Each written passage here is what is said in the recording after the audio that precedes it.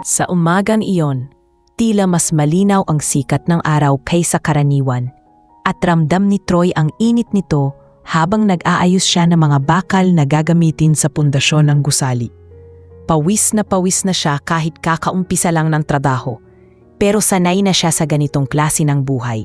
Mula pagkabinata ay nasa construction na siya at ito ang bumubuhay sa kanyang pamilya sa probinsya. Tahimik lang siya habang nagmamartilyo. May ritmo ang bawat hampas, tanda ng matagal ng karanasan. Sa gitna ng kanyang pagod, bigla siyang napahinto nang mapansin ang pagdating ng 3 mamahaling sasakyan sa site. Nagsitayuan ang mga katrabaho niya, sabay-sabay nag-ayos ng helmet at hindi maiwasang magbulungan. Alam ni Troy na darating ang may-ari ng kumpanya, si Engineer Salvador, pero hindi niya inasahang may kasama itong babae na agad nakakuha ng atensyon ng lahat, si Ariel. Hindi alam ni Troy ang pangalan niya noon, pero sa unang sulyap pa lang ay para siyang sandaling nawala sa mundo. Nakasuot ito ng simpleng puting blouse at beige na pantalon, pero litaw na litaw ang pagiging elegante. Kahit hindi nagpapanggap, kita mo agad na galing siya sa pamilyang may kaya.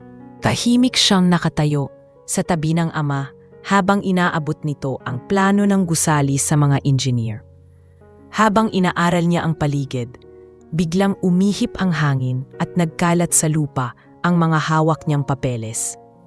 Mabilis tumakbo ang mga staff para tulungan siya, pero nauunahan na sila ni Troy na agad yumuko. Mabilis na sinasalba ang mga papel bago pa tuluyang madumihan sa lupa. Napatingin si Ariel sa kanya. Medyo nagulat na may trabahador na hindi nag-atubiling tumulong. Pag-angat ni Troy, nagtagpo ang kanilang mga mata. Saglit lang iyon, pero sapat na para maramdaman ni Troy ang kakaibang pagkalma ng dibdib niya. Iniabot niya ang mga papeles sa dalaga. Pilit na tinatago ang kaba sa likod ng magaspang na ngiti. Nagpasalamat si Ariel. Ramdam ang sinseridad sa boses niya.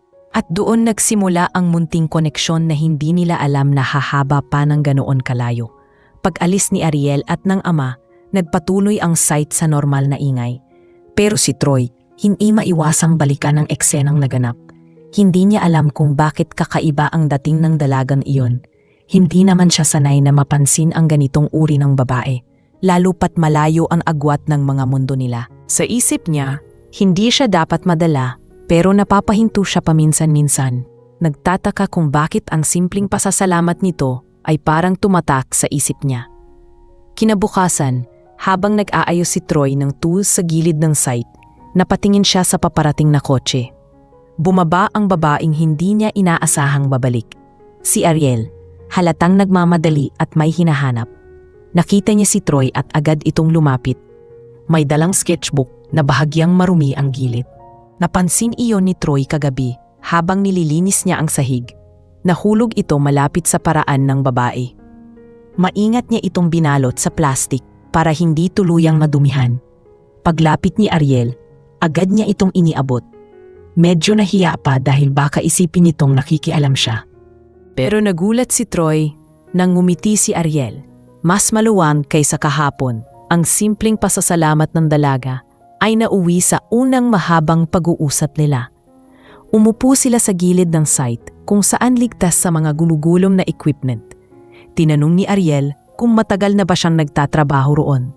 At inamin ni Troy na halos 5 na ang taon niya sa konstruksyon dahil kailangan niyang tustusan ang 2 kapatid sa kolehiyo.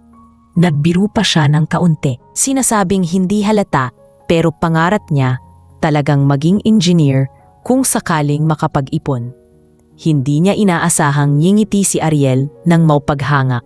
Sinasabi sa kanyang bihira ang lalaking may pangarap para sa iba, hindi lang para sa sarili. Napabilib si Ariel sa pagiging totoo ni Troy. Wala itong kahit anong pagpatakitang tao. Hindi siya tulad ng mga lalaking kadalasang nakakasalamuhan niya. Mayabang, masyadong pino o puro salita. Si Troy, simple lang. Pero malino ang intensyon at may mabuting puso. Nang araw na iyon, umuwi si Ariel na may dalang pakiramdam na hindi niya maintindihan. Para bang nagkulay ang araw na karaniwan ay maputla lang para sa kanya. Ilang araw ang lumipas at unti-unti nang napapansin ng mga trabahador na parating bumabalik si Ariel sa site. Kunwari nag-iinspeksyon pero halatang may hinahanap. Si Troy naman, pilit na pinapanatili ang profesional na kilos pero hindi niya mapigilang umiti kapag nakikita ang dalaga. Minsan, dumarating ito nang nag-aabot ng tubig para sa kanila. Sabay tanong kay Troy ng kung ano-ano tungkol sa proyekto. Sa bawat pag-uusap nila, lalong nagiging malinaw kay Troy na kakaiba talaga ang tibok ng puso niya para rito. Isang hapon, inaya ni Ariel si Troy na magmeryenda sa karinderya sa likod ng site. Doon nagsimula ang mas malalim nilang koneksyon. Nagkwentuhan sila tungkol sa pangarap, mga takot at mga bagay na hindi nila nasasabi kahit kanino. Dumating din si Jomar, kaibigan ni Troy, at hindi napigilan ang pagbibiro na bagay silang dalawa. Namula si Ariel, habang si Troy naman ay pilit na hindi nagpapahalata pero halatang natataranta. Sa bawat sandali, parang unti-unting nagiging mas pamilyar sila sa isa't isa. Para bang may nabubuong tahimik na pangako. Nang gabing iyon, habang naglalakad pa uwi, napahinto si Troy at napatingala sa kalangitan. Hindi niya maintindihan kung bakit tarang ang gaan ng pakiramdam niya. Hindi niya alam kung saan patungo ang koneksyon nila ni Ariel. Pero siguradong sigurado siya na matagal na niyang hindi naramdaman ang ganitong pag-asa. At kahit alam niyang magkaiba ang mundo nila, hindi niya kayang pigilan ang sariling ngumiti habang iniisip ang dalagang nagbigay kulay sa payak niyang buhay. Kinabukasan, habang abala si Troy sa pag-aayos ng bakal para sa susunod na column, napansin niyang tila mas maaliwalas ang paligid. Hindi niya alam kung dahil ba sa maganda ang panahon o dahil alam niyang posibleng muling bumalik si Ariel sa site. Pinilit niyang ituon ang isip sa trabaho, pero bawat tunog ng sasakyang papalapit ay nagpapabilis ng tibok ng puso niya. Nang marinig niya ang pamilyar na pagpreno ng kotse, hindi niya napigilang tumingin at doon niya nakita si Ariel na halos nakangiti na agad habang papalapit. Hindi niya kailanman inasahan na may isang kagaya ng dalaga na tatanda at babalik sa lugar na puro alikabok at ingay ng makina. Pero heto ito, tila ba komportable lang at hindi iniinda ang mga mata ng trabahador na pasimpleng sumisilip sa kanila. Lumapit si Ariel kay Troy. Hawak ang sketchbook niya na ngayon ay may bagong funda. "Ikaw ang may ginawa nito, hindi ba?" tanong niya. Tinutukoy ang cover na maayos na inayos ni Troy kagabi. Hindi man niya sinasabi, pero halatang binantayan niya itong hindi magasgasan ulit. Napakamot si Troy sa ulo, medyo nahihiya, pero umamin din. "Baka kasi madumihan ulit." "Sayang naman," sagot niya. Napangiti si Ariel, at sa ngiting iyon ay parang may dumaloy na mainit na pakiramdam sa dibdib ni Troy. Napakasimple pero napakatapat. Pinuri ni Ariel ang pagiging maingat at maalalahanin niya. At doon nagsimula ang mahaba nilang pag-uusap na muli na namang nagdulot ng kakaibang liwanag sa araw ng binata. Habang tumatagal ang kanilang usapan, napansin ni Ariel kung gaano kabigat ang responsibilidad ni Troy sa pamilya. Kung paano siya nagpapagod araw-araw, hindi lang para sa sarili, kundi para sa kinabukasan ng mga kapatid niya. Sa gitna ng hirap, may pangarap pa rin siyang balang araw ay makapag-aral o makatapos man lang ng short course na may kinalaman sa engineering. Nasa tono ng boses ni Troy ang pagkadismaya sa sarili dahil hindi niya agad nagawa iyon, ngunit nandoon din ang determinasyon. Hindi iniwasan ni Ariel ang mga ganitong usapan, sa halip ay nakinig siyang mabuti. Parang interesado talaga siya, hindi dahil nakakaawa ang kwento, kundi dahil humahanga siya sa taong nagsasalita. Makalipas ang ilang araw, mas naging madalas ang pagbisita ni Ariel sa site. May mga pagkakataong dumarating siya nang may dalang iced tea para sa mga trabahador. At hindi naman mapigilan ng mga ito ang kiligin at magbiro na dalaga siguro ni Troy ang bumibisita. Napapailing na lang si Troy pero hindi niya napipigilan ang pagkislap ng mata niya sa tuwing maririnig ang ganoong biro. Sa tuwing may pagkakataon, napupunta sila ni Ariel sa gilid ng site kung saan mas tahimik. Doon sila nagkukwentuhan tungkol sa mga bagay na hindi nila maibahagi sa iba. Si Ariel tungkol sa pressure na dala ng pagiging anak ng isang tanyag na engineer. Ang mataas na expectation at ang takot niyang hindi maging sapat. Si Troy naman tungkol sa mga pangarap niya at pagkabahala na baka hindi siya makarating doon. Isang tanghali, dumating si Jomar, bitbit ang 2 pirasong banana Q. "Hoy Troy, kumakain ka pa ba? Baka naman dyan sa dalaga mo napupunta lakas mo ha?" Biro nito habang sinusundot ang tagiliran ni Troy gamit ang siko. Namula si Troy at agad tiningnan si Ariel kung na-offend dito, pero tumawa lang ang dalaga. Nagpakilala si Jomar at hindi nagtagal ay naging komportable rin si Ariel sa mga birong pangkarinderya ng kaibigan ni Troy. Naging mas natural ang paligid, parang wala silang iniintinding agwat ng estado sa buhay. Pagkatapos kumain, lumipat si Troy at Ariel sa isang bahaging hindi masyadong dinadaanan ng mga trabahador. Doon unang nagkaroon ng seryosong pag-uusap tungkol sa pangarap. "Naniniwala ako na magiging engineer ka balang araw," sabi ni Ariel habang nakatingin sa mga kamay ni Troy na puro kalyo at dumi. "Ang dami mo nang alam, kailangan mo lang ng pagkakataon." Napayuko si Troy. Hindi sigurado kung iyon ba ay purong paghanga o awa. Pero nang tingnan niya ang mata ni Ariel, wala siyang nakita kundi sinseridad. Hindi niya namalayang ngumiti siya at nagbago ang ekspresyon niya mula sa pagdududa tungo sa pag-asa. Sa gitna ng mahihinang ingay ng mga nagbubuhat ng semento, naramdaman ni Troy ang kakaibang kabang, hinihila siya patungo sa isang bagay na hindi niya inakalang mararamdaman. Hindi niya alam kung bakit mabilis na lumalalim ang koneksyon nila, pero ramdam niya ito sa bawat pagtama ng tingin ni Ariel, sa bawat ngiting ibinibigay nito, sa bawat simpleng bagay na sinasabi niya na pinapahalagahan ng dalaga. Hindi niya alam kung saan hahantong ang lahat, pero alam niyang dahan-dahan na siyang naaapektuhan ng presensya nito sa araw-araw niyang buhay. Sa pag-uwi ni Ariel, nagtama ulit ang kanilang mga mata. Para bang may mga salitang hindi nila masabi, pero parehong nararamdaman. Nang tuluyang pumasok si Ariel sa sasakyan, napabuntong hininga si Troy. Hindi dahil pagod siya, kundi dahil ang araw na iyon ay tila may iniwang kakaibang sigla sa kanya. Sa unang pagkakataon matapos ang matagal na panahon, hindi trabaho ang unang iniisip niya sa pagsapit ng gabi, kundi ang magandang dalagang nakilala niya. Ang dalagang nagbigay kulay sa bawat araw niya na dati-rati ay puro alikabok, ingay at pagod lamang. Sa loob niya, kahit hindi niya aaminin ng malakas, nagsisimula ng may mabuo. Isang bagay na malalim, totoo, at may pangakong darating pa ang mas marami pang araw na katulad nito. Mula nang maging madalas ang pagbisita ni Ariel sa site, unti-unting naging bahagi na siya ng araw-araw ni Troy. Pero alam nilang pareho na mapapansin iyon ng ama ng dalaga kung hindi sila mag-iingat. Kaya pumayag si Troy sa alok ni Ariel na sa labas na lang sila mag-usap mula ngayon.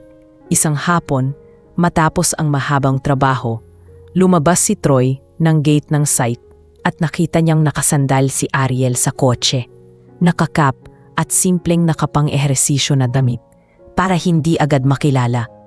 Nakangiti ito, halatang sabik makita si Troy. Tinawag niya ito at sabay silang naglakad papunta sa maliit na karinderyang paborito ng mga trabahador. Doon unang nagsimula ang serye ng mga lihim na pagkikita na hindi nila inaasahang magpapalapit sa kanilang dalawa ng higit pa kaysa dati. Pagpasok sa karinderya, agad silang inabutan ni Mang Rado, ang may-ari, ng mainit na pansit at puron. Nakangiti ito at nagbiro na bihira niyang makitang may dalang babae si Troy. Namula si Troy at nagmadaling umiling, pero si Ariel ay tumawa lang, walang pakialam sa mga biro. Naging komportable siya roon, tila ba mas gusto pa niya ang lugar kaysa mga mamahaling restaurant na nakasanayan niya.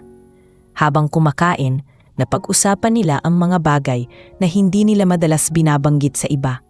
Si Ariel, tungkol sa pressure ng pagiging anak ng isang tanyag na engineer. Laging kino-compare sa kanya ang achievements ng ama at palaging may expectation na tularan niya ang mga iyon. Si Troy naman, ibinahagi ang takot niyang baka hindi matupad ang pangarap niyang makapag-aral ulit dahil kailangan niya unahin ang pamilya.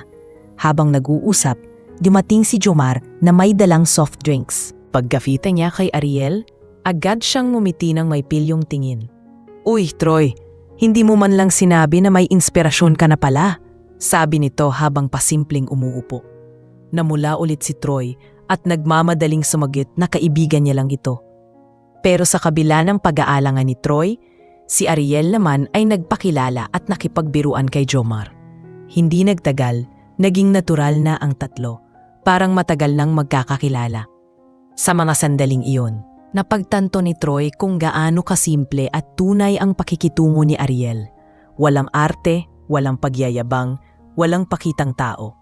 Hindi mo iisiping lumaki siya sa yaman. Pagkaalis ni Jomar, naglakad si Troy at Ariel pauwi. Doon nila mas lalong naramdaman ang kakaibang koneksyon. Habang naglalakad sa tabi ng ilaw ng poste, nagtanong si Ariel kung bakit hindi pa nag-aaral si Troy kahit gusto niya. Tumigil saglit si Troy at huminga ng malalim. "Kailangan kong unahin ang pamilya. Hindi ko kayang mag-aral nang ako lang ang makikinabang," sagot niya. Napayuko si Ariel at dahan-dahang ngumiti. "Alam mo, Troy, hindi hadlang ang pangarap kahit mahirap ka. Minsan, kailangan mo lang magsimula kahit maliit. Hindi iyon sermon, kundi paalala." At sa unang pagkakataon, naramdaman ni Troy na may taong naniniwala sa kakayahan niya. Kinabukasan, hindi makapaniwalam nagising si Troy nang may mensahe mula kay Ariel. Nagsasabing may oras siya ng hapon kung gusto nitong magkita ulit. Hindi nagdalawang isip si Troy. Pagkatapos ng shift, tumakbo siya palapas ng site at naroon na naman si Ariel. Nakangiti, tila ba siya ang pinakahihintay nito buong araw. Muli silang kumain sa karinderya. Pero sa pagkakataong iyon, mas mahaba ang usapan nila tungkol sa sarili nilang mga pangarap.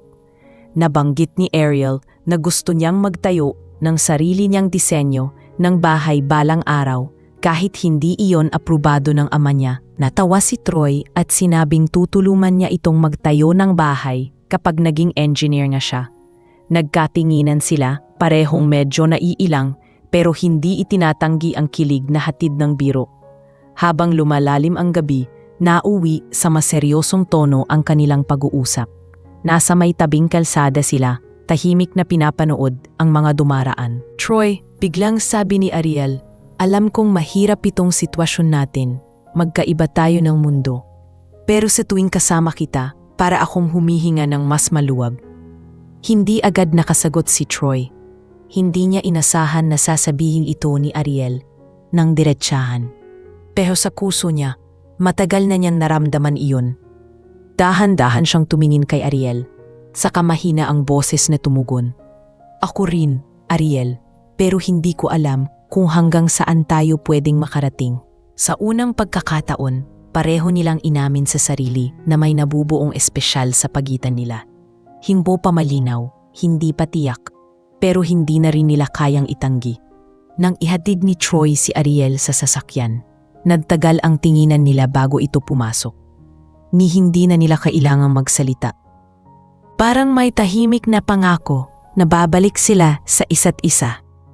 Pag-uwi ni Troy, napabuntong hininga siya, pero hindi dahil pagod siya, kundi dahil napagtanto niyang ang mga lihim na pagkikita nilang iyon ay hindi na basta simpleng pagkakaibigan.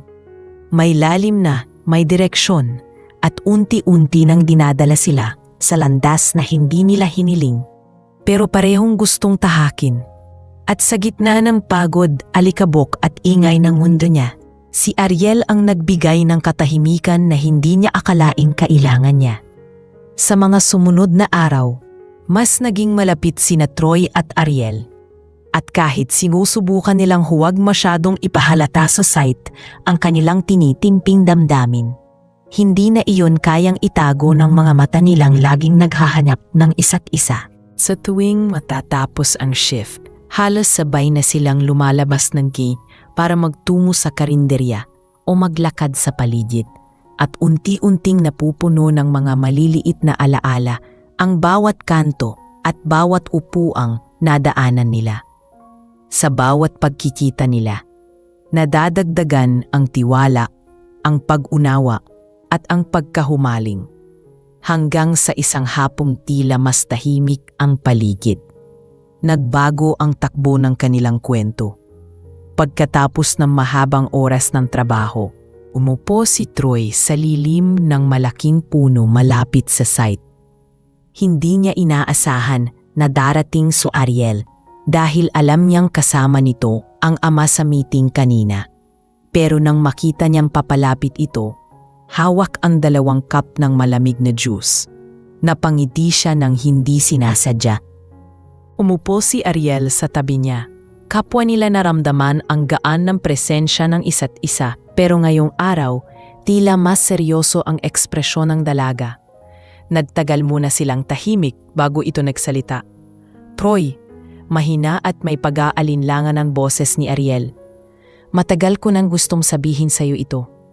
Baka kasi mali ang iniisip mo. Napatingin si Troy, nakikiramdam.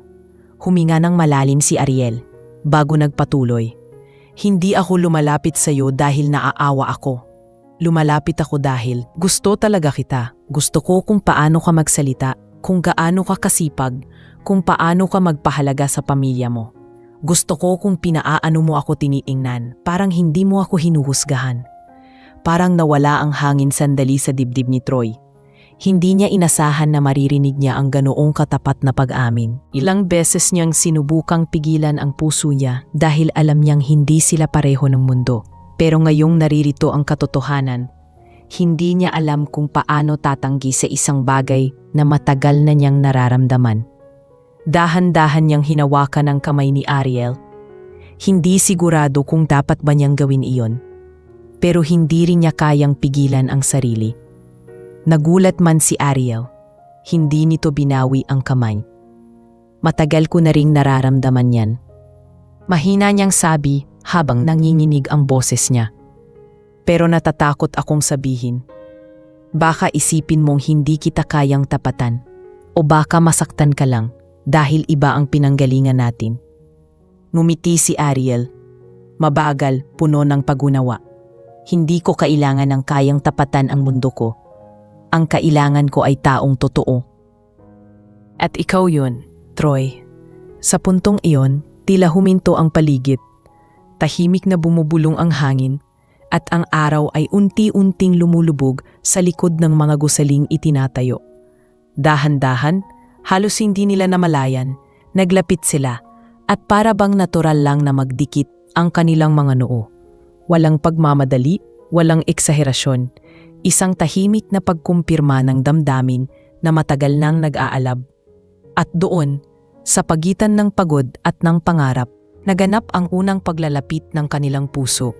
Pagdating ng gabi, naglakad sila pauwi ng magkasabay at hindi na nila tinago ang paghahawak kamay. Hindi man nila sinabing formal kung ano na sila, pero malinaw sa kilos at tingin nila ang sagot. Nang malapit na si Ariel sa kotse niya, huminto sila sa ilalim ng poste. So, tayo na ba? Anong ni Ariel habang medyo nailang ngunit halatang umaasa. Napatawa ng mahina si Troy, isang tawa na hindi niya kayang pikilin dahil sa sobrang saya. Oo, sagot niya, simple pero puno ng bigat at katotohanan. Tayo na. Mula noon, naging mas masaya ang bawat araw ni Troy. Pagpasok pa lang niya sa site ay may ngiti na agad siyang dala. Kapag napapatingin si Ariel sa kanya mula sa malayo, kahit saglit lang. Sapat na iyon para magkaroon siya ng lakas na tapusin ang trabaho. Sa karinderya, dumami ang pagkakataong nagkukwentuhan sila hanggang gabi. May mga pagkakataon ding napapatanga si Troy habang pinagmamasdan si Ariel. Iniisip kung paano nagawa ng isang tulad niya na magkagusto sa isang tulad niya. Pero ang bawat ngiti at haplos ng dalaga ang nagpapaalala sa kanya na tunay ang lahat. Ngunit kahit na anong saya, pareho nilang alam na kailangan nilang mag-ingat. Hindi pa nila sinasabi sa kahit sino, lalo na kay Engineer Salvador. Hindi dahil nahihiya sila, kundi dahil alam nilang hindi magiging madali ang lahat. Si Ariel mismo ang nagmungkahi na pansamantala muna nilang itago ang relasyon dahil hindi handa ang ama niya sa ganitong balita. Walang pagdududa si Troy. Naiintindihan niya ang dahilan. Ang importante ay totoo sila sa isa't isa. At sa bawat araw na lumilipas, lalong lumalalim ang pagmamahalan nila. Lalong lumalapit ang puso nila kahit wala silang kasiguraduhan kung kailan sasabog ang bagyong alam nilang darating. Ngunit sa ngayon, hindi iyon ang iniisip nila. Ang mahalaga ay ang tahimik na ligayang natagpuan nila sa isa't isa. Isang pag-ibig na unti-unting sumusulpot sa gitna ng alikabok at ingay. At handang tumibay kahit alam nilang may darating na pagsubok na hindi nila kayang takasan. Sa isang umaga na walang bahid ng pag-aalala si Troy, nagising siya na puno ng inspirasyon. Magaan ang pakiramdam niya at kahit mahaba ang trabaho sa site, hindi iyon kayang talunin ng saya ng puso niyang puno ng pagmamahal kay Ariel. Pagdating niya sa construction, agad niyang naramdaman ang masiglang simula ng araw. Ngunit sa hindi niya inaasahang pagkakataon, biglang nagbago ang ihip ng hangin nang marinig niya ang malakas na busina ng mamahaling SUV na papasok sa site. Mabilis niyang nakilala ang sasakyan ni Engineer Salvador. Bumaba ang ama ni Ariel, halatang hindi maganda ang mood, dala ang makapal na folder na naglalaman ng mga plano para sa proyekto. Pero ang pinakanakabahala ay ang ekspresyon ng mukha nito. Galit, malamig at tila ba may hinahanap. Habang naglalakad ito papunta sa mga engineer, may nahulog na papel mula sa folder na hawak niya. Kinuha iyon ni isang foreman at agad inabot kay Salvador. Ngunit sa pagbigay, hindi sinasadyang tumapat kay Salvador ang screen ng cellphone nito, kung saan nakadisplay ang larawan ni Troy at Ariel na magkahawak kamay, malinaw, hindi mapagkakaila at halatang kuha nang hindi nila namamalayan. Nanlamig si Troy nang makita niyang dumiilim ang mukha ng ama ng dalaga at agad nitong tinawag ang foreman para isumite ang cellphone. Nang makita mismo ni Salvador ang larawan, parang narinig ni Troy ang pagputok ng isang hindi nakikitang bomba. Kitang-kita ang pagsiklab ng galit nito at agad siyang nilapitan. Mabigat ang bawat hakbang. Troy, mahina ngunit puno ng puot ang boses ni Salvador. Anong ibig sabihin nito? Hindi na kailangan ng paliwanag. Hawak niya ang cellphone at nakatusok ang larawan sa screen. Malinaw ang ebidensyang hindi maikakaila. Tumigil ang lahat ng tao sa paligid. Ang mga pahinante ay nakatingin. Ang mga engineer ay natigilan. At kahit ang tunog ng makina ay tila ba humina sa tensyon ng sandaling iyon, hindi agad nakapagsalita si Troy. Hindi niya alam kung paano sasagutin ang tanong na puno ng pananakot. Nanginginig man ang loob niya, pinilit niyang huminga ng malalim. "Sir, ako po ang dapat sisihin. Hindi ko po sinasadyang." Pero bago pa siya makapagtapos, itinapon ni Salvador ang folder sa mesa at sumigaw. "Hindi mo sinasadyang ano? Linlangin ang anak po? Gamitin siya para makaahon ka? Huwag mo akong gawing tanga." Napaupo ang ibang trabahador sa gulat. Hindi makapaniwala si Troy na ganito kabilis nagbago ang sitwasyon. Gusto niyang ipagtanggol ang sarili. Ipaliwanag na hindi pera o pag-angat sa buhay ang dahilan ng nararamdaman niya kay Ariel. Pero kitang-kita niya sa mga mata ni Salvador na hindi ito makikinig. Dumating si Ariel, halatang nagmamadali, at sa sandaling makita ang ama ay agad siyang tumakbo papalapit. "Dad, please, hindi mo naiintindihan." Ngunit bago pa niya mahawakan ang braso ng ama niya, tiningnan siya nito ng may halong galit at pagkadismaya. "Ikaw, Ariel, ano ang ginawa mo sa sarili mo?" Halos mabasag ang boses nito sa pait. "Binababa mo ang sarili mo sa isang trabahador?" Muntik nang maluha si Ariel sa mga salitang iyon. Hindi mababa si Troy. Mabuti siyang tao, mas mabuti pa kaysa sa marami mong kilala. Sigaw niya, nanginginig ang boses. Mas lalo namang nagningning ang galit ni Salvador. "Hindi ako pumayag na pumasok ka rito para makipagrelasyon sa isa sa mga tauhan ko. At ikaw," muli niyang hinarap si Troy. "Mula sa araw na ito, wala ka ng trabaho rito. Ayoko nang makita ka sa site ko kahit kailan." Napatigil ang lahat. Para bang tumigil ang mundo ni Troy. Hindi niya inaasahang mauuwi sa ganito ang lahat. Hindi niya akalaing isang ngiti, isang pag-ibig ay magiging dahilan ng pagkawala ng kabuhayan niya. Nagmamakaawa si Ariel. Pilit hinahawakan ng braso ng ama. Dad, please, hindi mo siya pwedeng tanggalin dahil lang sa akin. Ngunit mabilis itong kumawala. Kung tunay kang marunong magmahal, dapat alam mong hindi ka dapat sa kanya. At saka ito umalis nang hindi lumilingon. Naiwan sina Troy at Ariel sa gitna ng nagtitinging mga trabahador. Walang nagsalita, wala ring gumalaw. Lumapit si Ariel kay Troy, nangingilid ang luha. Troy, I'm sorry, kasalanan ko rito. Pero agad itong umiling, pilit pinapalakas ang sarili kahit nakakabingi ang tibok ng dibdib niya. Hindi kasalanan ng pag-ibig ang nangyari, mahina niyang sabi. Pero kailangan mo munang sundin ang ama mo. Tumiin ang hawak ni Ariel sa braso niyang parang natatakot siyang mawala ito ng tuluyan. Hindi kita iiwan, sabi niya. Nanginginig ang boses. Pero napatingin si Troy sa mga mata ng dalaga at doon niya nakita ang pagkalito, ang takot at ang bigat na responsibilidad na pasan nito.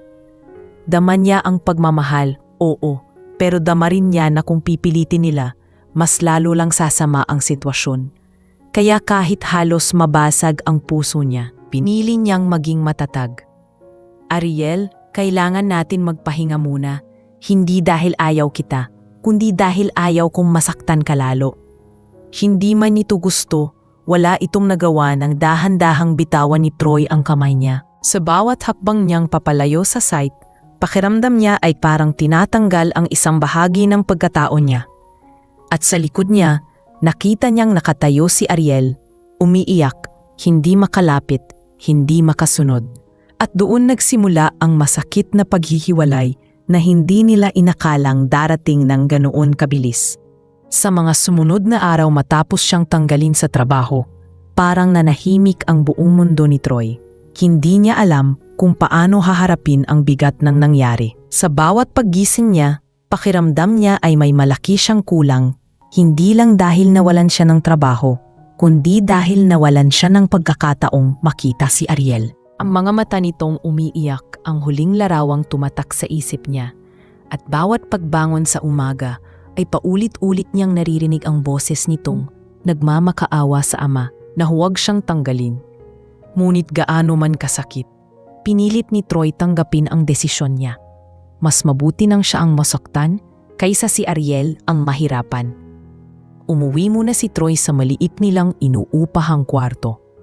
Tahimik ang paligid at tanging lagaslas ng hangin mula sa bintana ang maririnig.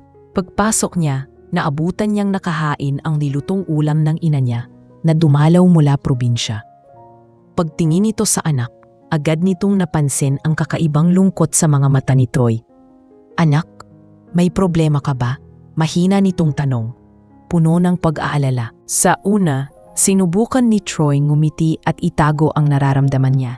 Pero nang mapaupo siya sa tabi ng ina at maramdaman ang banayad na haplos nito sa likod niya, hindi na niya kinayang pigilan ang pagpatak ng mga luha. Tahimik siyang umiyak, hindi dahil nanghihina siya kundi dahil sa dami ng bigat na tinatago niya. Inilabas niya ang lahat, ang tungkol kay Ariel, ang pagkatanggal niya sa trabaho, ang galit ng ama nito, at ang takot na baka hindi na muling maging maayos ang lahat. Tinatapik siya ng ina sa balikat habang nakikinig. Anak, ang pag-ibig, minsan dumarating ng hindi natin inaasahan at minsan sinasamahan ng sakit. Pero hindi ibig sabihin na doon na nagtatapos ang kwento mo. Pinahid ni Troy ang luha gamit ang braso niya, hiyang-hiya na umiiyak sa harap ng ina. Ma, hindi ko po alam kung kaya ko pa. Hindi ko alam kung may pupuntahan pa ang lahat. Mumiti ang ina, isang ngiting puno ng karanasan at pag-unawa. Kaya mo anak, at mas may mararating ka kaysa iniisip mo. Kinagabihan, habang nakahiga sa kama, hindi mapakali si Troy. Nakatulala siya sa kisame, iniisip ang sinabi ng ina. May point ito. Pero paano siya magsisimula kung pakiramdam niya ay hinigop ng isang malakas na alon ang lahat ng pinaghirapan niya? Wala na siyang trabaho. Hindi niya alam paano makakabalik sa buhay na nakasanayan niya.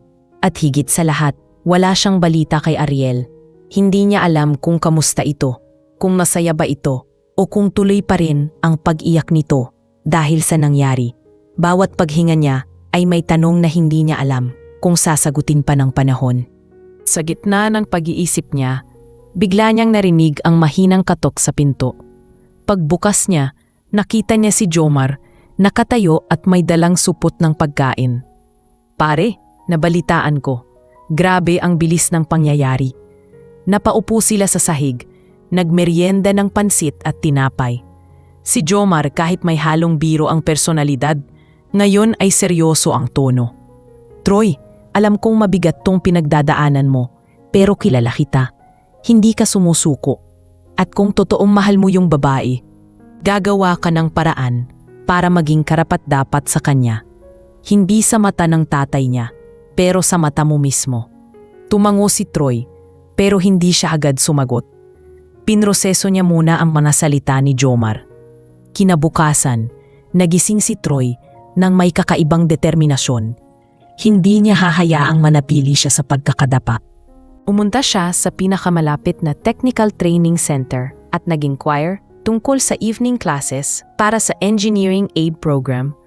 Matagal na niya itong iniisip, pero ngayon niya naramdaman ang lakas ng loob na magsimula. Kasama ng pagod at sakit sa puso ay ang apoy na magpapatibay sa kanya. Kinuha niya ang form, pumila at nagbayad ng enrollment fee mula sa huling ipon niya. Habang hawak ang resibo, naramdaman niya ang una niyang paghinga ng maluwag mula nang mangyari ang lahat. Nagsimula si Troy sa klase kinagabihan. Halos puro working students ang classmates niya, drivers, mekaniko, construction workers, tindero. Doon niya nakita na hindi pala siya nag-iisa sa laban ng buhay. Nakinig siya ng mabuti, nagsulat ng masinop, at kahit pagod na siya mula sa maghapong paghahanap ng pansamantalang trabaho, hindi siya nagkulang sa effort. Sa mga unang linggo, ramdam niya ang pagbabago. May direksyon na uli ang buhay niya. May pangarap na miling nabubuhay. Habang tumatagal, nakatanggap siya ng mga maliit na racket sa mga kilalang engineer sa barangay. Paggawa ng basic layout, pagtulong sa site measurements, at pag-a-assist sa mga dokumento. Nagsimulang mapansin ng ilang professionals ang sipag niya at unti-unti napupuno ulit ng pag-asa ang mga araw niya. Sa bawat proyektong ginagawa niya, naiisip niya si Ariel kung gaano niyang gustong maging karapat-dapat dito. Hindi para patunayan ang sarili kay Salvador, kundi para patunayan sa sarili niya na kaya niyang lumayo mula sa dating pagkakadapa. Pero kahit abala siya, gabi-gabi hindi niya maiwasang isipin ang dalaga. Iniisip niya kung iniisip pa ba siya nito. Kung nagagalit ba ito sa kanya dahil nagpasya siyang lumayo. Kung may balak ba itong hanapin siya. At kung darating ba ang araw na magiging maayos ulit silang dalawa. Sa puso niya, hindi siya umaasa ng sobrang laki. Pero hindi rin niya kayang tanggihan ang pag-asang minsan. Kahit gaano kahirap ang sitwasyon, pinagtatagpo ulit ng tadhana ang dalawang pusong pinaghiwalay ng pagkakataon. At sa katahimikan ng gabing iyon, habang nag-aaral siya ng basic structural analysis sa ilalim ng mahinang ilaw ng lampara, unti-unting nabuo ang pangako niya sa sarili.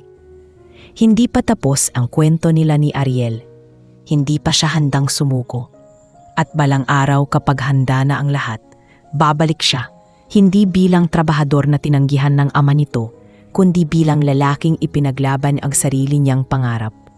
Sapagkat sa pag-ibig, minsan kailangan mo munang buuin ang sarili mo para muling mabuo ang mundo ninyo. Lumipas ang mga buwan at unti-unting nagbago ang takbo ng buhay ni Troy. Hindi man naging madali ang simula ng pagbangon niya. Araw-araw niyang pinatunayan sa sarili na kaya niyang tumayo muli. Sa umaga, tumatanggap siya ng mga maliliit na racket bilang construction aid o kaya'y tumutulong sa mga lokal na engineer sa kanilang site inspections.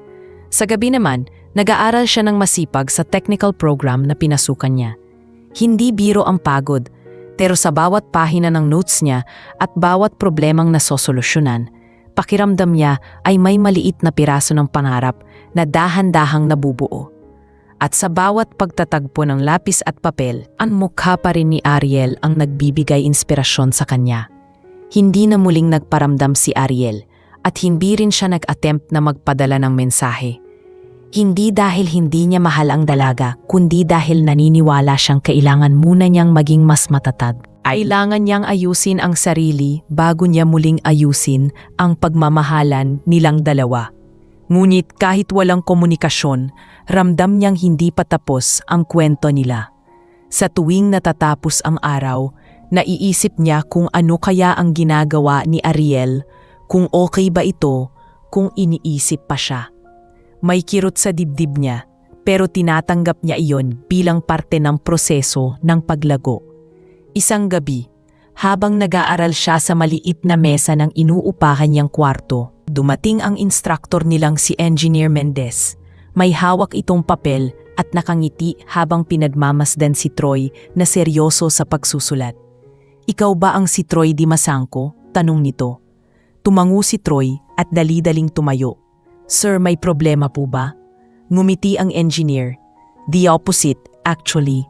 I've been reviewing the assessments sa klase. And you have potential, iho. Malaki." Halos matigilan si Troy sa narinig. Hindi siya sanay na pinupuri, lalo ng isang professional engineer na kilala sa kanilang lugar. "Gusto kong i-recommend ka sa isang project bilang junior aide ko," patuloy ni Mendez. "Hindi pa malaki ang sahod, pero malaking oportunidad ito. At kung magpapatuloy ka, maaaring maendorso kita sa mas malalaking kumpanya." Napapikit si Troy saglit, hindi makapaniwala. Para bang lahat ng pagod niya ay nagkaroon ng direksyon. Tinanggap niya ang offer at nagpasalamat ng paulit-ulit. Pag-alis ni Mendez, tumigil si Troy at pumingala. Sa wakas, may liwanag ng dumarating sa madilim na yugto ng buhay niya. Sa mga sumunod na linggo, mas lalo pang umayos ang takbo ng buhay ni Troy. Tinuruan siya ni Mendez ng mga bagay na hindi niya natutunan sa site: advanced measurements, project planning, reading structural plans, at pag-handle ng dokumentasyon. Madalas siyang mapuyat, pero sa loob ng puso niya, nakakaramdam siya ng hindi maipaliwanag na saya. Hindi lang dahil umaangat siya, kundi dahil alam niyang unti-unti siyang nagiging lalaking maipagmamalaki ni Ariel kung sakaling muli silang magtagpo. Isang araw, habang nasa bagong proyekto silang site kasama si Mendez, inilabas ng engineer ang isang blueprint. "Ito ang proposal na paparating," sabi nito. "At guess what? May malaking posibilidad na maging subcontractor ang kumpanya ni Engineer Salvador dito."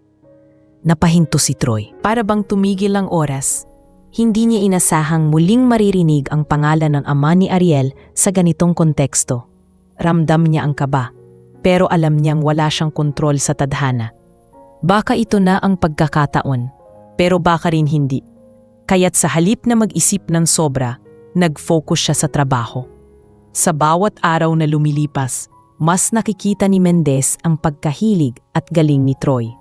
Kapag nagpatuloy ka, baka sa loob ng ilang taon, maging assistant project engineer ka, sabi nito minsan. Napangiti si Troy. "Sir, matagal pa po iyon," sagot niya. Pero sa isip niya, unti-unting nagiging posible ang dating imposibleng pangarap. Samantala, habang nagbabago ang mundo ni Troy, may sariling laban ding pinagdadaanan si Ariel. Oo, hindi sila nagkikita, ngunit hindi rin naging madali para sa kanya ang lumipas na panahon. Araw-araw niyang sinusubukang bumalik sa normal. Pero sa bawat lugar na dinadaanan niya, ang karinderya, ang site na madalas niyang puntahan, maging ang lumang simpleng bench kung saan sila madalas magkwentuhan, nandoon ang alaala ni Troy. Hindi niya masisi ang ama niya. Alam niyang protektado lang siya nito, pero hindi ibig sabihin ay nawala ang sakit. Ilang beses niyang gustong tawadan si Troy, pero tinupad niya ang pangakong hahayaan muna nilang pareho ay lumakas bago muling harapin ang isa't isa. Sa puso ni Ariel, may init pa rin ng pag-ibig. Hindi iyon nawala. At tulad ni Troy, umaasa rin siya sa tamang panahon. Isang gabi, Matapos ang isang mahabang araw sa bagong proyekto, napaupo si Troy sa gilid ng higaan niya. Pagod na pagod siya, ngunit ngiting-ngiti habang binabasa ang notes niya. Hindi niya namalayan na napapikit siya ng mahigpit, na para bang ipinagdarasal na sana dumating ang araw na magtagpo silang muli ni Ariel. Hindi para ibalik agad ang nakaraan, kundi para ipakita rito na kinaya niya, na hindi siya tumigil at na kahit nawalan siya noon, pumayo siya at lumaban para sa sarili niya. At sa gabing iyon, bago siya nakatulog, may kakaibang pakiramdam siyang dumaloy sa dibdib niya. Hindi na lang pangungulila, kundi paghahanda. Paghahanda para sa susunod na yugto ng buhay niya. Paghahanda para sa muling pagkikita nila. Paghahanda para sa pag-ibig na kahit pinaghiwalay ng sakit at hadlang, hindi tuluyang naglaho. Makalipas ang ilang buwan, mas lalo pang lumawak ang kaalaman ni Troy sa mundo ng konstruksyon at engineering. Sa bawat araw na kasama niya si Engineer Mendez sa site inspections, natututo siya ng mga teknik, paraan ng pag-aanalisa ng problema, at tamang paghawak ng tao. Halos hindi na siya makang trabahador na nasanay lang sa martilyo at semento. Nagkaroon siya ng disiplina sa pagsusukat, pagbuo ng layout, at pagbasa ng detalyadong plano. Naging natural sa kanya ang mga salitang dati ay nakakagigla, load distribution, soil bearing capacity, structural integrity. Mga salitang dati ay pinapangarap niya lang marinig mula sa mga tunay na engineer. At habang lumalago ang kaalaman niya, nararamdaman niyang mas lumalapit siya sa pangarap na dati ay hindi niya akalaing kaya niyang abutin. Isang araw, habang nasa field sila ni Mendez, literal na natigil ang kilos ni Troy nang marinig ang balita mula sa kontraktor na dumating sa meeting room. Sir, mukhang tuloy na po yung partnership sa kumpanya ni Engineer Salvador. Mukhang kukuha sila ng team para tumulong sa structural issue sa North Wing. Arang binuhusan si Troy ng malamig na tubig. Alam niyang darating ang araw na ito, pero hindi pa rin niya alam kung paano haharapin ang posibilidad na makita muli ang ama ni Ariel. At higit sa lahat, si Ariel mismo. Hindi siya handa, pero alam niyang wala siyang pagpipilian kundi ang tanggapin ang hamon. Hindi na siya tulad ng dati. Hindi na siya trabahador na basta-basta tinataboy. Ngayon, isa na siyang trainee na may kakayahang tulungan ang mga proyekto. Pagbalik nila sa main office, ipinatawag si Troy ni Mendez. Hiho, sabi ni Mendez habang nakaupo sa desk. Ikaw ang naiisip kong isama sa assessment team. Kailangan ko ng taong alam ko ang sipag at talino. At ikaw iyon. Natigilan si Troy. Sir, ang kumpanya po ni Engineer Salvador ang hahawakan natin. Tumango si Mendez, pero hindi nagpakita ng alinlangan. Alam ko, pero hindi dapat maging hadlang ang nakaraan sa pag-usad ng karera mo. Kung may kailangan kang patunayan, hindi sa kanila iyon, sa sarili mo. Napayuko si Troy. Alam niyang tama si Mendez. Hindi siya makaalis sa nakaraan nang hindi hinarap ang mga sugat nito. At kung ang pagkakataong ito ang magbubukas ng pinto para sa pagbabago, kailangan niyang tanggapin. Sasama po ako, so, mahina pero matatag niyang sagot. Kinabukasan maaga pa lang ay nasa loob na siya ng Hilario Construction Headquarters, ang kumpanya ni Engineer Salvador. Halos hindi siya makahinga nang muling makita ang engrandeng lobby na minsang pinasukan ni Ariel kasama ang ama nito. Napatingala siya sa mga gintong chandelier at malalaking larawan ng mga naitayong gusali. Dati, hindi niya pinapansin ang ganitong karangyaan, pero ngayon, mas ramdam niya ang layo ng pinag-ugatan niya at ng mundo ni Ariel. Ngunit sa halip na panghinaan, ginamit niya itong dahilan para maging mas determinado. Habang naglalakad papunta sa meeting room, hindi niya mapigilang kabahan. Hindi niya alam kung naroon si Ariel. Hindi niya alam kung paano siya tatanggapin ng ama nito kung makita siyang muli. Pero nagulat siya nang pagpasok nila sa conference room, walang ibang tao kundi ang team nila at ilang engineers from Hilario Construction. Wala si Engineer Salvador, wala rin si Ariel. Para bang huminga ng malalim ang dibdib niya, may halo ng kaluwagan at pangumulila. Sinimulan ang meeting at ipinakita sa kanila ang problema. May structural issue ang north wing ng bagong itinayong building at kailangan itong masuri agad bago magpatuloy ang construction.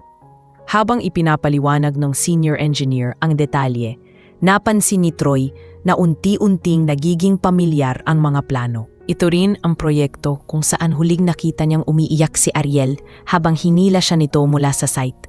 Sandaling nanghina ang damdamin niya, pero mabilis din niyang inalis ang bigat at tumutok sa trabaho.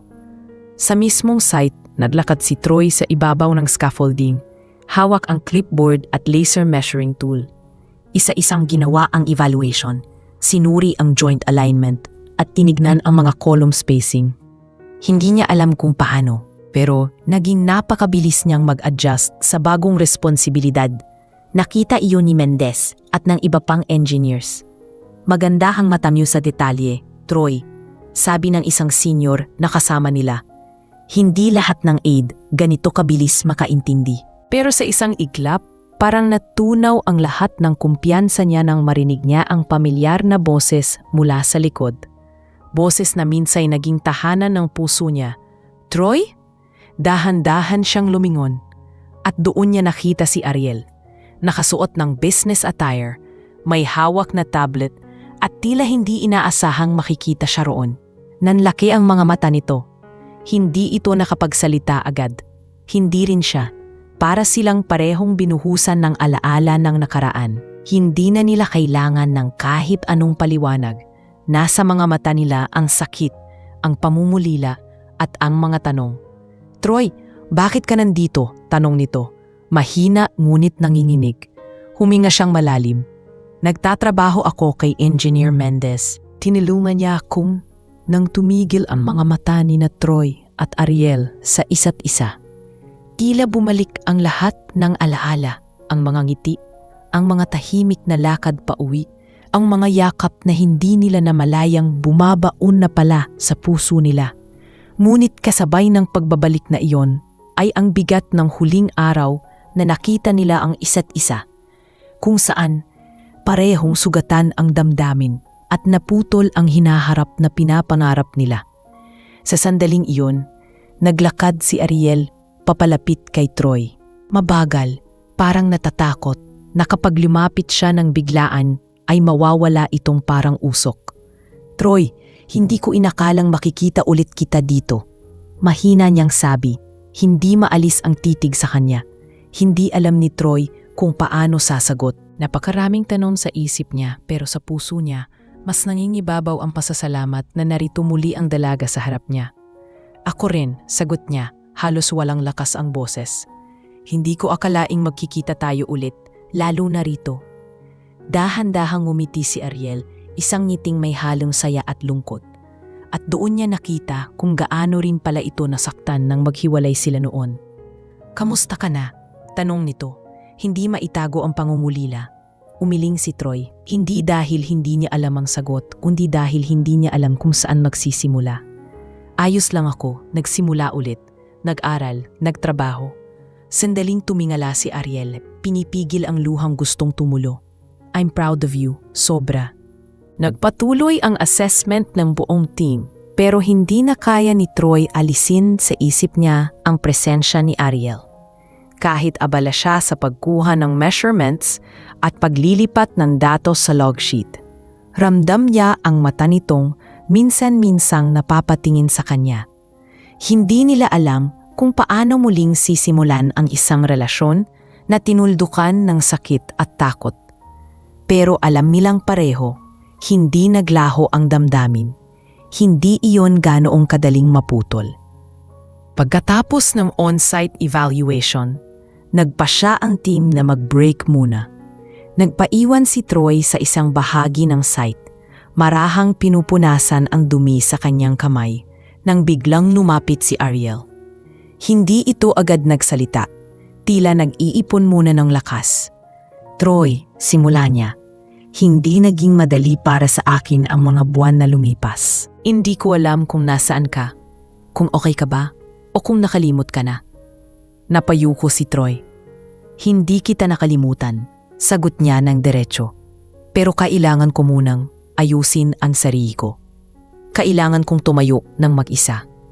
Tumango si Ariel. Naiintindihan ang pinanggagalingan niya. Alam ko, at hindi ako galit. Nasaktan ako dahil nawala ka bigla. Pero naintindihan ko rin kung bakit mo kinailangan gawin iyon. Naramdaman ni Troy ang sakit at pag-asa na sabay na pumipiga sa dibdib niya. Mahal pa rin kita. Bulong ni Ariel. Halos hindi marinig, ngunit sapat para yanigin ang kaluluwa niya. Hindi agad nakasagot si Troy. Hindi dahil hindi niya mahal si Ariel, kundi dahil alam niyang hindi pa tapos ang lahat. May bangga pa silang haharapin, si Engineer Salvador, ang nakaraan, at ang mga sugat na hindi pa tuluyang naghihilom. Sa hapon ding iyon, matapos ang assessment, pinatawag si Troy ni Engineer Mendez sa conference room. Maganda ang resulta ng trabaho mo, iho, sabi nito habang hawak ang report. Ikaw ang may pinakamalinaw na analysis sa structural damage. At mukhang napansin din iyon ng Hilario Construction. Napalingon si Troy, biglang kinabahan. Anong ibig ninyong sabihin, sir? Tumango si Mendez. Gusto ka nilang makausap. Particularly, si Engineer Salvador. Parang nabingi si Troy. Hindi niya inasahan ng ganito. Ang taong nagtanggal sa kanya sa trabaho. Ang taong nagalit at humusga sa kanya, ngayon ay gusto siyang makausap dahil sa performance niya sa assessment. Hindi niya alam kung dapat pa siyang kabahan o dapat siyang ipagdiwang ang pagkakataon. Pero alam niya sa sarili niya, hindi siya aatras. Kinabukasan, naghanda siya ng maaga at dumiretso sa opisina ng kumpanya. Pagdating niya sa waiting area, ramdam niya ang paghigpit ng dibdib niya. May pumasok na sekretarya at tinawag ang pangalan niya. Nang buksan niya ang pinto ng meeting room, naroon si Engineer Salvador. Nakaupo, seryoso ang mukha, hawak ang report ng assessment team.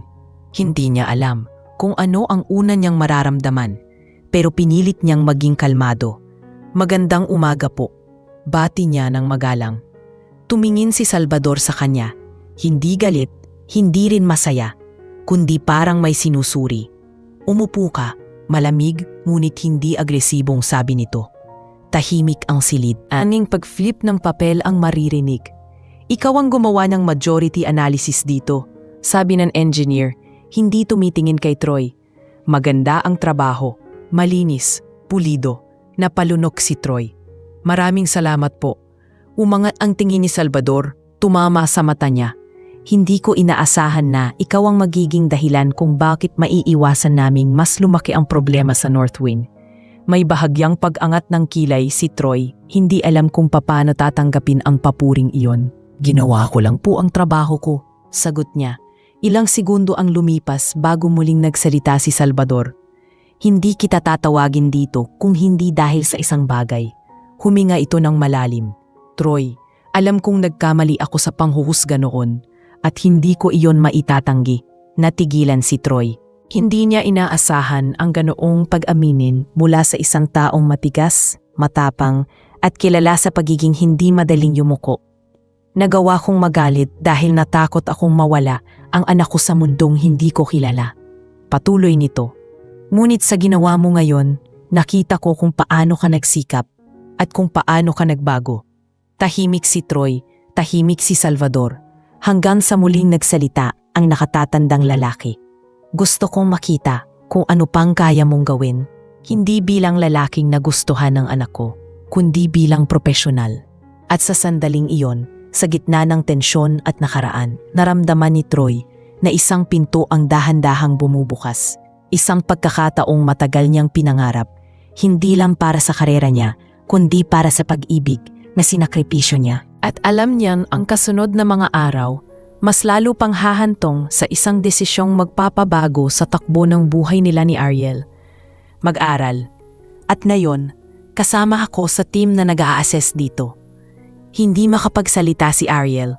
Kita sa mukha nito ang gulat at unti-unting pag-usbong ng saya, ngunit may halong takot. I'm proud of you, sabi niya, halos pabulong. Sa gitna ng construction site na puno ng ingay, makina at alikabok, tumigil ang mundo nila. Hindi pa sila nag-uusap tungkol sa nakaraan. Hindi pa nila alam kung ano ang magiging susunod na hakbang. Pero sa muling pagkikita nilang iyon, sapat na ang katotohanang hindi sila tuluyang pinaghiwalay ng panahon. At sa puso ni Troy, may naramdaman siyang bagong lakas, parang sinasabi ng tadhana na hindi pa tapos ang kwento nila. Nang tumigil ang mga mata ni na Troy at Ariel sa isa't isa, tila bumalik ang lahat ng alaala, ang mga ngiti, ang mga tahimik na lakad pauwi, ang mga yakap na hindi nila namalayang bumabaon na pala sa puso nila. Ngunit kasabay ng pagbabalik na iyon ay ang bigat ng huling araw na nakita nila ang isa't isa, kung saan pareho sugatan ang damdamin at naputol ang hinaharap na pinapangarap nila.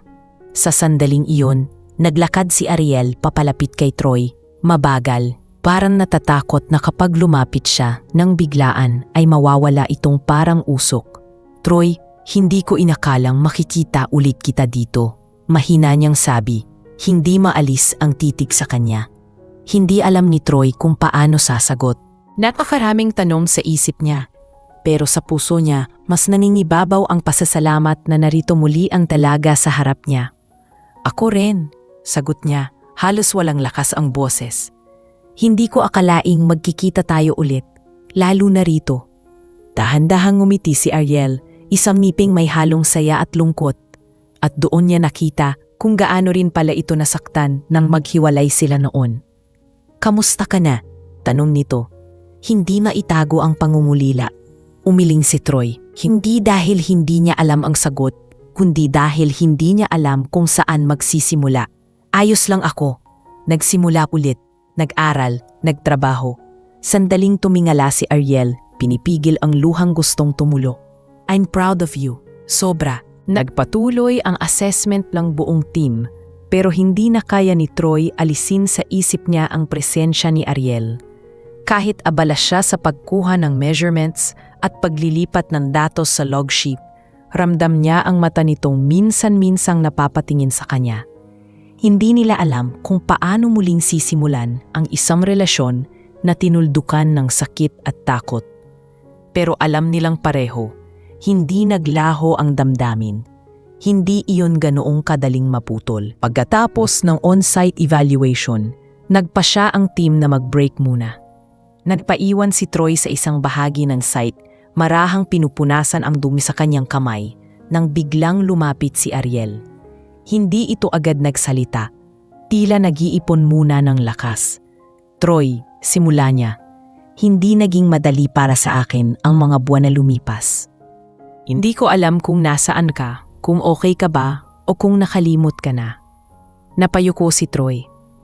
Hindi kita nakalimutan, sagot niya ng diretso. Pero kailangan ko munang ayusin ang sarili ko. Kailangan kong tumayo ng mag-isa.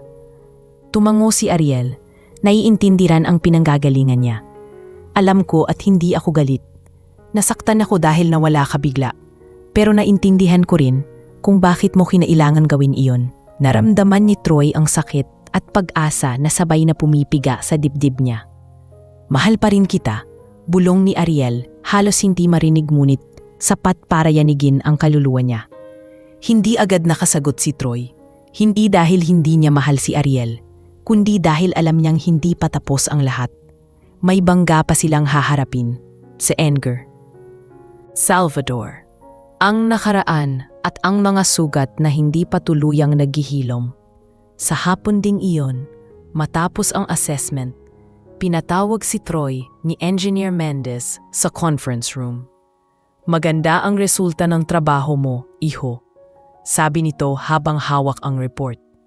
Ikaw ang may pinakamalinaw na analysis sa structural damage at mukhang napansin din iyon ng Hilario Construction. Napalingon si Troy, biglang kinabahan. Anong ibig ninyong sabihin, sir? Tumango si Mendez. Gusto kanilang makausap, particularly si Engineer Salvador. Parang nabingi si Troy. Hindi niya inasahan ang ganito. Ang taong nagtanggal sa kanya sa trabaho, ang taong nagalit at humusga sa kanya, na yon ay gusto siyang makausap dahil sa performance niya sa assessment. Hindi niya alam kung dapat ba siyang kabahan o dapat siyang ipagdiwang ang pagkakataon. Pero alam niya sa sarili niya, hindi siya aatras. Kinabukasan, naghanda siya ng maaga at dumiretso sa opisina ng kumpanya. Pagdating niya sa waiting area, ramdam niya ang paghigpit ng dibdib niya. May pumasok na sekretary at tinawag ang pangalan niya. Nang buksan niya ang pinto ng meeting room, naroon si Engineer Salvador. Nakaupo, seryoso ang mukha, hawak ang report ng assessment team. Hindi niya alam kung ano ang una niyang mararamdaman, pero pinilit niyang maging kalmado. Magandang umaga po, bati niya ng magalang. Tumingin si Salvador sa kanya. Hindi galit, hindi rin masaya, kundi parang may sinusuri. Umupo ka, malamig ngunit hindi agresibong sabi nito. Tahimik ang silid. Tanging pag-flip ng papel ang maririnig. Ikaw ang gumawa ng majority analysis dito, sabi ng engineer. Hindi tumitingin kay Troy. Maganda ang trabaho, malinis, pulido. Napalunok si Troy. Maraming salamat po. Umangat ang tingin ni Salvador. Tumama sa mata niya. Hindi ko inaasahan na ikaw ang magiging dahilan kung bakit maiiwasan naming mas lumaki ang problema sa North Wing. May bahagyang pag-angat ng kilay si Troy.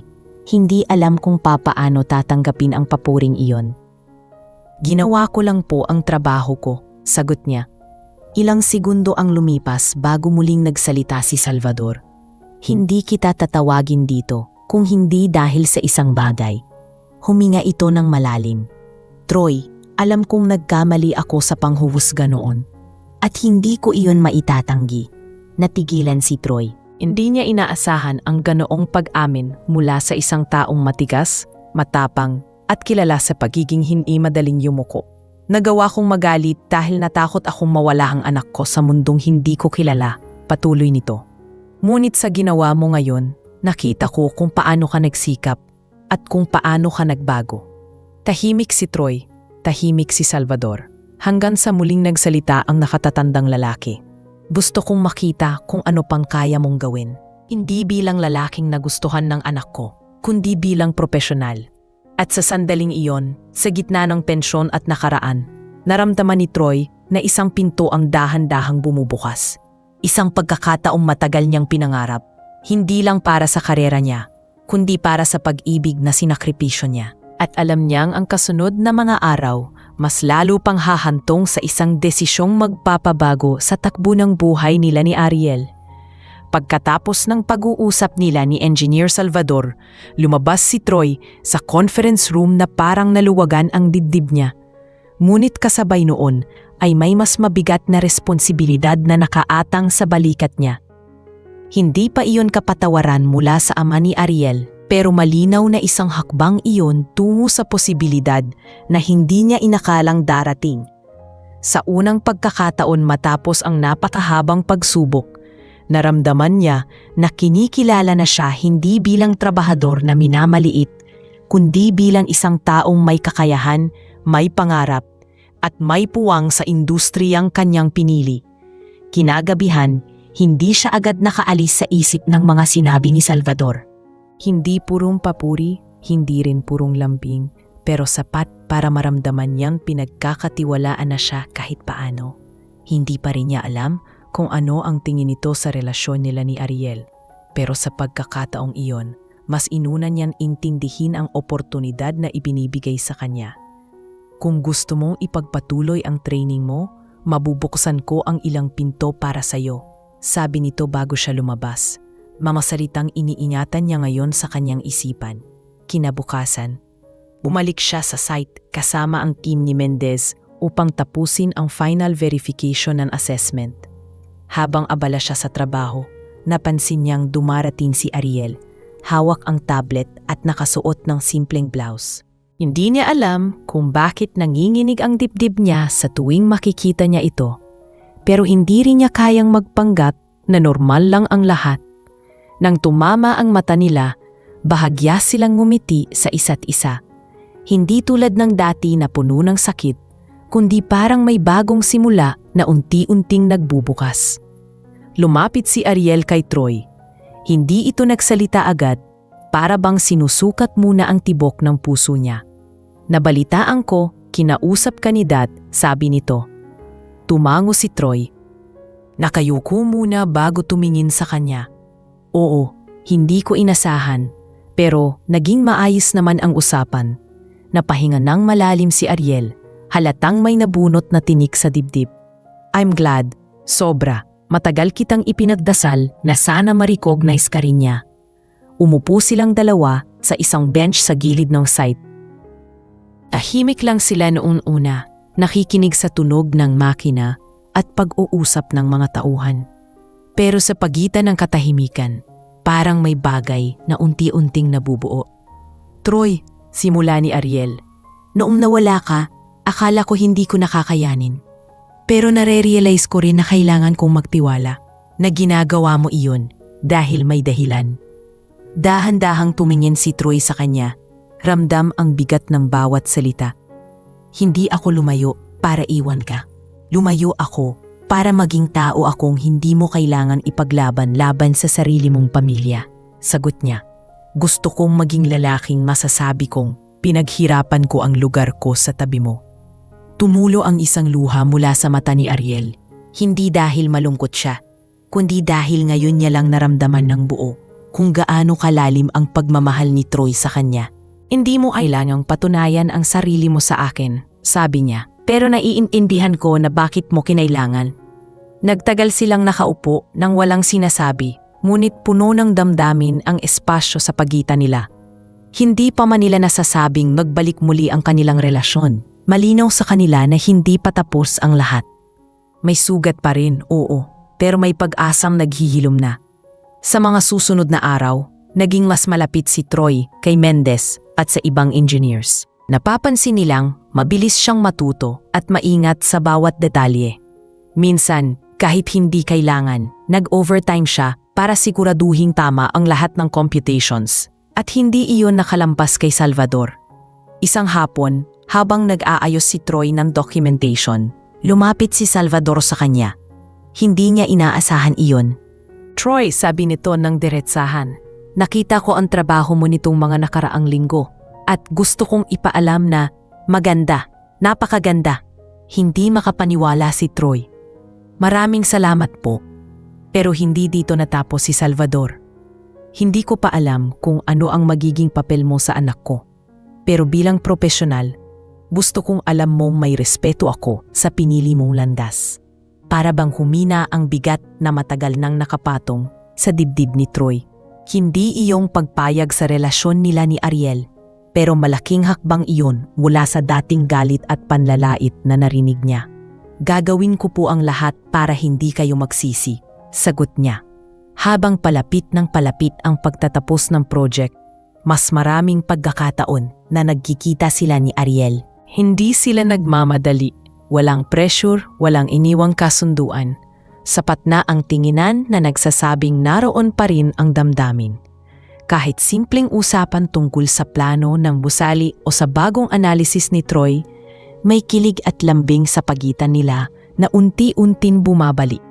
Isang gabi, matapos ang meeting, naabutan ni Troy si Ariel sa rooftop ng building. Nakatingin ito sa mga ilaw ng lungsod, malamig ang ihip ng hangin. Maganda dito, sabi nito nang mapansin siya. Lumapit si Troy at tumayo sa tabi niya. Ang tahimik, sagot niya. Parang mas malinaw ang isip mo kapag ganito. Nagpatuloy ang katahimikan hanggang sa dahan-dahan silang nagtinginan. Hindi nila kailangan ng maraming salita. Sa unti-unting paglapit ng kanilang mga kamay, hawakan na banayad, alam nila pareho. Hindi pa man handang ibalik ang lahat sa dati. Pero nagbubukas na ang pinto tungo sa panibagong yugpo ng pagmamahalan nila. At sa sandaling iyon, sa taas ng gusaling minsan ay naging dahilan ng kanilang paghihiwalay. Naramdaman nilang muli ang tibok ng puso nilang sabay na lumalaban. Hindi pa ito ang wakas. Hindi pa tapos ang laban. Ngunit sa pagkakataong iyon, malinaw. Handa silang humakbang muli, dahan-dahan, magkasabay. Sa mga sumunod na linggo, habang papalapit sa huling bahagi ng assessment project ang buong team, napansin ni Troy ang malaking pagbabago sa takbo ng araw-araw niya. Hindi na siya basta bahagi lamang ng crew. Ngayon, lagi siyang kinokonsulta sa mga technical details, binibigyan ng mas malalaking responsibilidad, at palaging nakaupo sa mga pulong kasama ang mga engineer. At sa bawat pagpupulong, nandoon si Engineer Salvador. Hindi na ang lalaking puno ng galit na minsang nagtaboy sa kanya, kundi isang ama at profesional na dahan-dahang nakikita ang kakayahan at sipag niya. Hindi man nila direktang napag-uusapan ang nakaraan, ramdam niyang unti-unti nang lumalambot ang puso nito at hindi iyon dahil lamang sa trabaho niya, kundi dahil nakikita nito ang pagbabago sa kabuuan niyang pagkatao. Isang araw, matapos ang final presentation ng structural solution na pinaghirapan nila ni Mendez, nakatanggap si Troy ng mensahe mula sa sekretary ni Salvador. Inapunta siya sa opisina nito. Hindi niya alam kung dapat siyang kabahan o dapat siyang maghintay ng magandang balita. Pero sa loob niya, handa siyang harapin anumang usapan ang naghihintay sa kanya. Pagpasok niya, naroon si Salvador. Nakaupo sa desk, hawak ang final report. Ngunit ang hindi niya inaasahan ay naroon din si Ariel. Nakatayo sa tabi ng ama nito, tila kinakabahan, ngunit nagpakita pa rin ng maliit na ngiti sa kanya. "Umupo ka, Troy," sabi ni Salvador. Hindi na malamig ang tono, kundi diretso at may paggalang. Umupo si Troy nang may tag-iingat. Tahimik ang paligid. Tila parehong nag-aantay ang lahat ng nasa silid kung paano magsisimula ang pag-uusap. Inayos ni Salvador ang pagkakapatong ng mga papel bago nagsalita. "Nakita ko ang performance mo sa project na ito. Kailangan kong sabihin, nagulat ako. Hindi ko inaasahang lalago ka ng ganito kabilis." Hindi agad nakasagot si Troy. Tahimik lang siyang nakinig habang patuloy ang engineer. Hindi madaling gumawa ng assessment na gaya nito at hindi rin madaling tumanggap ng pagkakamali. Bahagyang tumingin si Salvador kay Ariel at muling ibinalik ang tingin kay Troy. "At sa nakikita ko, ang uri ng taong lumalaban hindi para patunayan ang sarili sa iba, kundi sa sarili mismo." Napayuko si Troy, hindi dahil nahihiya siya, kundi dahil ramdam niya ang bigat at sinseridad ng mga salita. "Maraming salamat po, sir," mahinang tugon niya. Tumango si Salvador at sandaling tumigil bago nagsalita muli. "Kaya ko pinatawag ang anak ko dahil ayokong magdesisyon nang hindi ko sila kasama sa usapang ganito." Nagkatinginan sina Troy at Ariel. May kabang humaplos sa pagitan nila. May pag-asang umusbong. "Alam kong nagkita kayong muli nitong mga nakaraang linggo," sabi ni Salvador. "At alam kong hindi pa tapos ang sa inyo. Hindi ko man lubos maintindihan ang nararamdaman ninyo. Pero nakita ko kung paano kayo parehong nagbago." Dahan-dahang huminga si Salvador, para bang pinipili ang bawat salitang bibitawan. "Troy, hindi kita hihusgahan base sa nakaraan mo. Hindi rin kita pipigilan kung ang hangad mo ay mabuting relasyon sa anak ko. Ngunit may isang bagay lang akong hihilingin. Siguraduhin mong pareho kayong hindi masasaktan sa mga desisyong gagawin ninyo." Napatigil si Troy. Hindi iyon pahintulot. Hindi rin iyon pagtutol. Isa iyong malinaw na pagbibigay laya. At sa panahong iyon, iyon na marahil ang pinakamalaking hakbang mula sa taong minsan naging pinakamalaking hadlang nila. Lumapit si Ariel sa ama nito at para bang gusto nitong yakapin ang ama niya dahil sa narinig. Ngunit nanatili itong nakatayo, humihintay sa susunod na sasabihin ni Troy. At nang magtama ang kanilang mga mata, alam niya ng oras na para magsalita. "Sir," sabi niya, "hindi ko man kayang ipangako na hindi kami magkakamali. Pero kaya kong ipangako na gagawin ko ang lahat para maging mabuti ako kay Ariel. Hindi dahil gusto kong patunayan ang sarili ko sa inyo, kundi dahil mahal ko siya at mas mahal ko ang ikabubuti niya." Napatingin si Ariel sa kanya, hindi makapagsalita, tila naluluha ngunit pinipigilan. Tumango si Salvador, mabagal ngunit puno ng pagkunawa. "Kung ganoon, hindi ako magiging hadlang." Sa sandaling iyon, parang may bumagsak na pader na matagal nang nakaharang sa pagitan nilang tatlo. Hindi man malakas, hindi man masaya, ngunit sapat ang mga salitang iyon para ilarawan ang isang bagong simula. Lumabas sina Troy at Ariel sa gusali ng magkasabay. Tahimik silang naglakad palabas hanggang makarating sa garden area ng headquarters. Minsan, nagtagpo ang mga mata nila pero pareho pa ring walang sinasabi. Hanggang sa huminto si Ariel at humarap sa kanya. "Narinig mo yon, di ba?" sabi nito, puno ng paghanga at lambing. Tumawa ng mahina si Troy, hindi makapaniwala sa takbo ng mga pangyayari. "Oo, at hindi ko alam kung paano ako nagkaroon ng lakas ng loob kanina." Lumapit si Ariel, hawak ang braso niya. "Nagbago ka, Troy. Mas naging matatag ka. At hindi mo alam kung gaano ko iyon hinangaan." Hindi na napigilan ni Troy ang sarili. Hinawakan niya ang kamay ni Ariel, marahang pinisil na parang sinasabing, "Narito na ako." Hindi na iyon hawak na puno ng pangamba. Isa na iyong hawak na may kasamang pag-asa. "Ariel," mahina niyang sabi, "pwede ba tayong magsimula ulit?"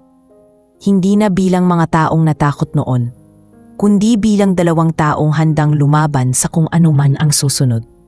Mumiti si Ariel at sa ngiting iyon ay naroon ang sagot na matagal na niyang inaasam. "Oo, Troy, simula ulit." Sa gitna ng katahimikan ng hapon, sa ilalim ng liwanag na marahang lumalanding sa kanilang balat, nagyakap sila. Hindi tulad ng dating puno ng pag-aalinlangan, kundi yakap ng dalawang pusong sabay na tumibok muli. Hindi perpekto ang naging landas nila. Hindi naging madali ang mga sugat na pinagdaanan nila. Ngunit narito sila ngayon, mas matatag, mas may direksyon at mas handa sa mga paghamong darating. At habang magkasabay silang naglakad palabas ng gusali, pareho nilang alam hindi na ito kwento ng isang construction worker at anak ng bilyonaryo. Ito ay kwento ng 2 taong pinagtatagpo-tagpo ng tadhana, pinaghiwalay ng pagkakataon, ngunit muling pinaglapit ng pagmamahal na hindi sumuko.